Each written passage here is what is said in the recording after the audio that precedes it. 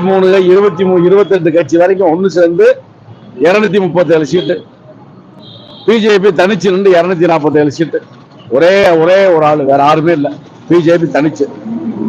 இன்னைக்கு 2 கட்சி கூட்டணி கொடுத்திருக்காங்க. 2 கட்சி கூட்டணி கொடுத்திருக்காங்கன்னா நிதிஷ்குமார் ஒருத்தர் கூட்டணி கொடுத்திருக்காரு. நிதிஷ்குமாருக்கு பீகார்ல நம்ம ஆதரவு கொடுத்திருக்கோம். அவருக்கு நம்ம ஆதரவுல அவர் அங்க முதலமைச்சரா இருக்காரு. அதே மாதிரி நம்மளுடைய அவர் நம்மளுக்கு ஆதரவு கொடுத்திருக்காரு. அதனால எந்த விதத்திலையும் அவர் வெளியில போறதுக்கான வாய்ப்பே கிடையாது. சந்திரபாபு நாயுடு கிட்டத்தட்ட அவரெல்லாம் ஒரு ஹோமோ ஸ்டேஜுக்கு போன ஒரு சூழ்நிலை. அந்த சூழ்நிலையில நம்ம என்ன பண்ணிட்டு இருக்கோம்னா அவருக்கு ஆதரவு கொடுத்து அவரையும் மறுபடியும் முதலமைச்சராக்கி இருக்கோம். இது ஒரு பெரிய விஷயம்.